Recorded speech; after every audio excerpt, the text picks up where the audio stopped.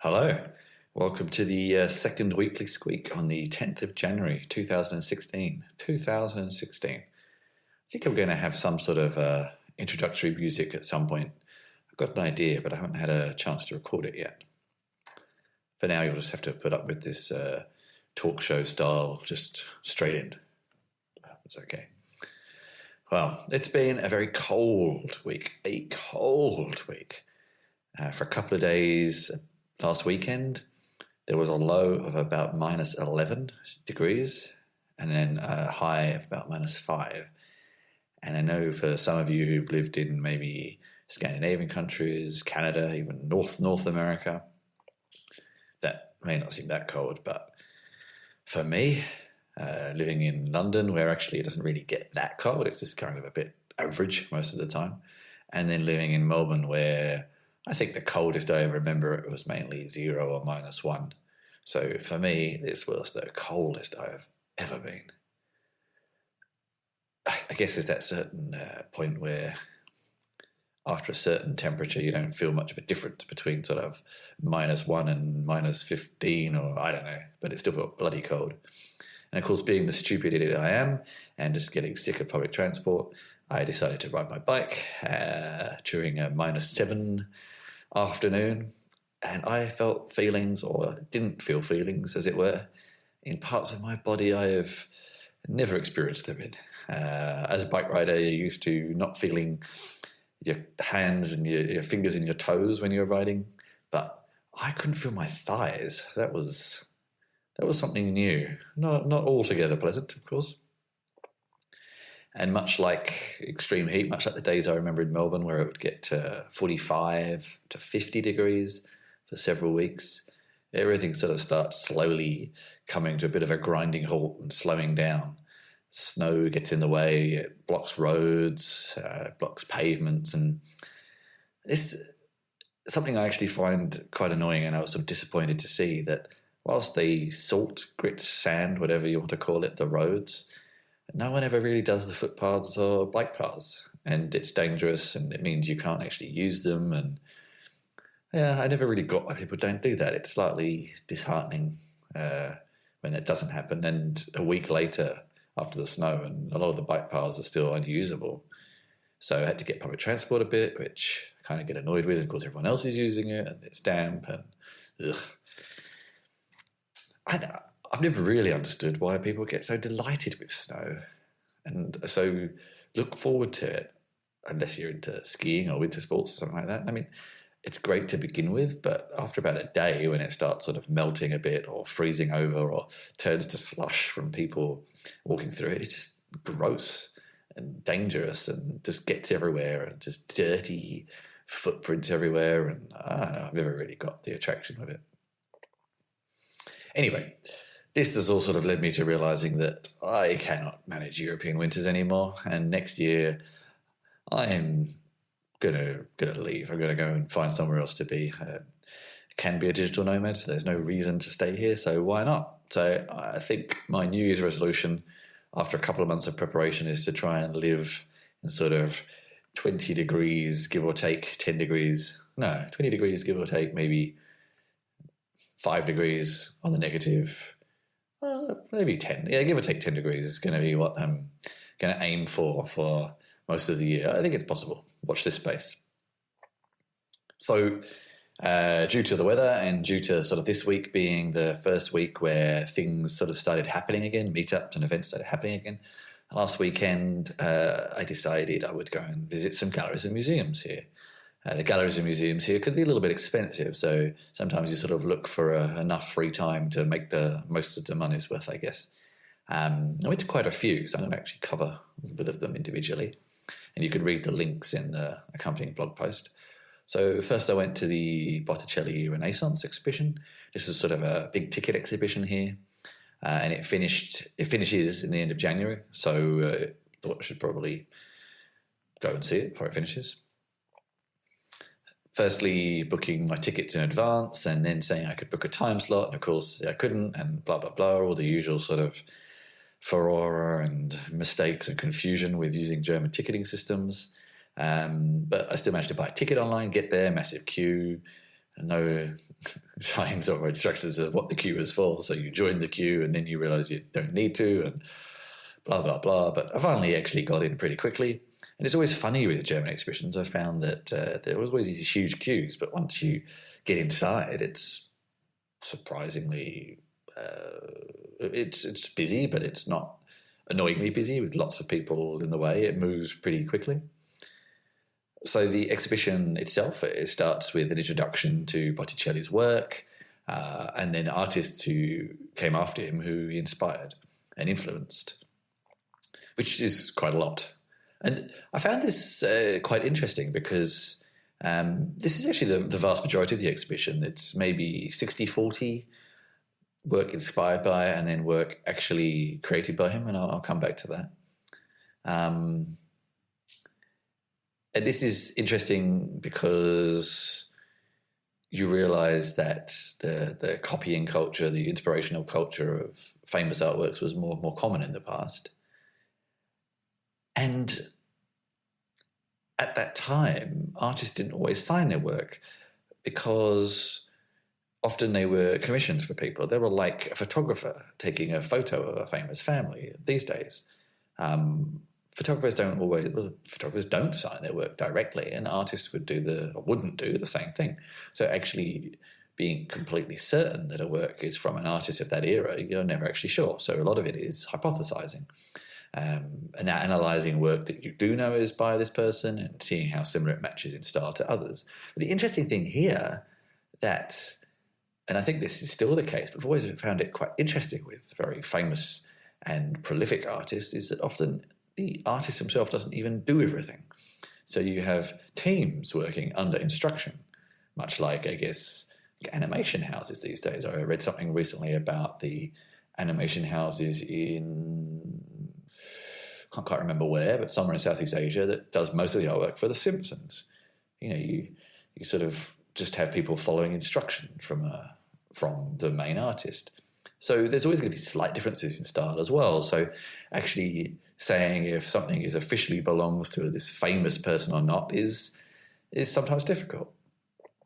And it sort of leads to another thought that I've always had around this kind of production, is that these works that we now consider high art, actually for their time, they were kind of not mass manufactured, but they were copied. There were lots of copies. There was a couple of artworks there that you saw, like 5 or 6 different versions of the same artwork, tweaked slightly for different clients.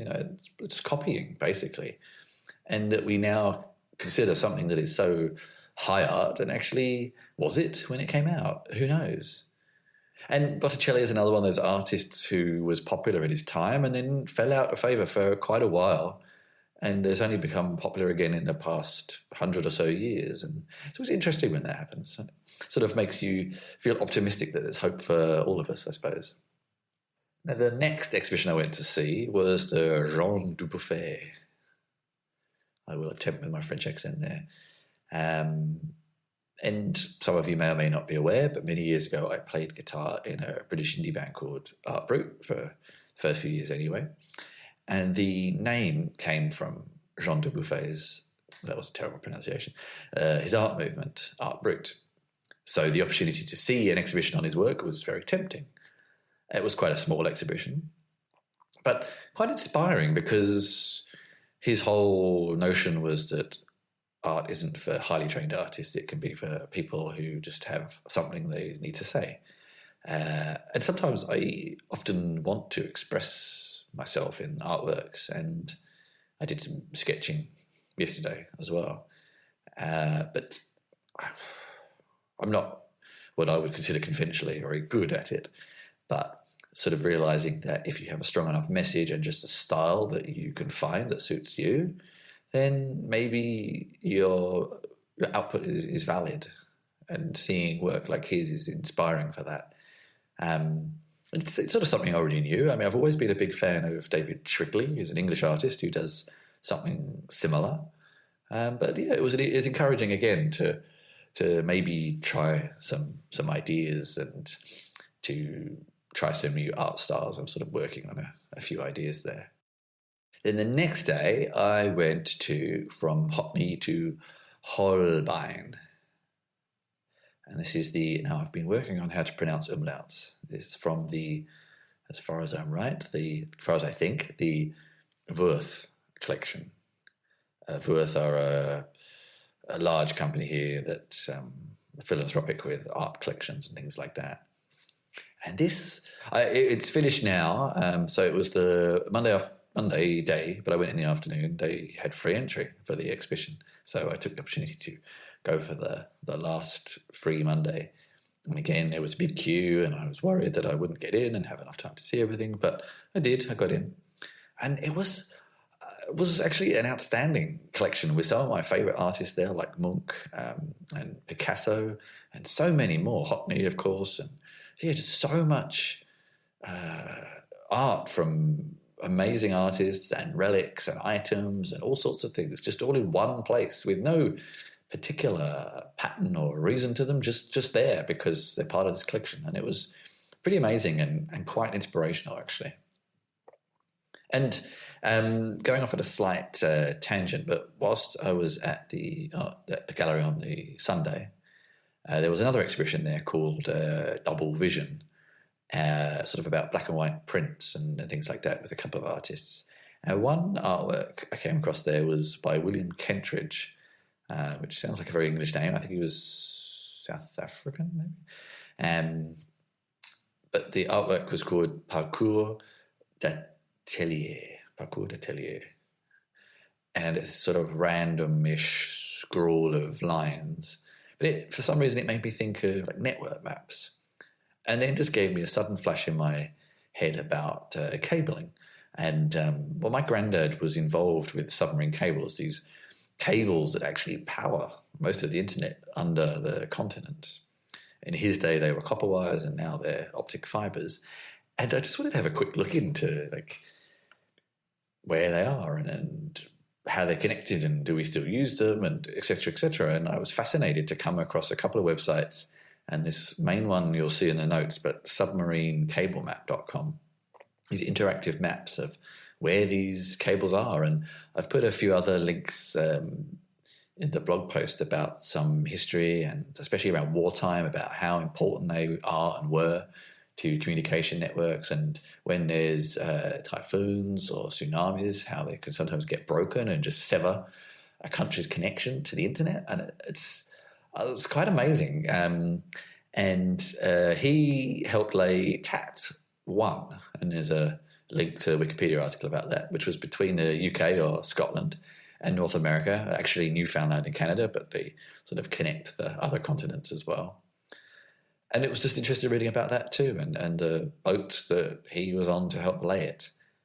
And there's also a good article, which is a strange source, I know, on the Daily Mail about them as well. So, if you're an internet user, it pays to understand like how you're getting supplied the internet. It's quite amazing, actually. And finally, I'm going to cover meetups this week. This was the first week in 2016 where meetups here in Berlin sort of got started again, and I went to a few. I went to a rather average talk on building large tech teams. I say average because, well, firstly, the teams that the presenter had experience from didn't, to me, seem that large. And just a lot of the advice just was nothing particularly revolutionary. And he contradicted himself a little bit, I found. So not the best talk, but okay. So I jumped out of that pretty early and went to a good poetry night at an English bookshop here called Curious Fox, packed to the rafters. Not bad poetry, actually, and the bookshop was a very sort of suitable venue to escape from the cold and listen to some poetry. Then on Wednesday, I think, I went to Hackers Berlin, which is a bit of a play on words of hackers, as in the technical sense, and hacks, which is English slang for journalists.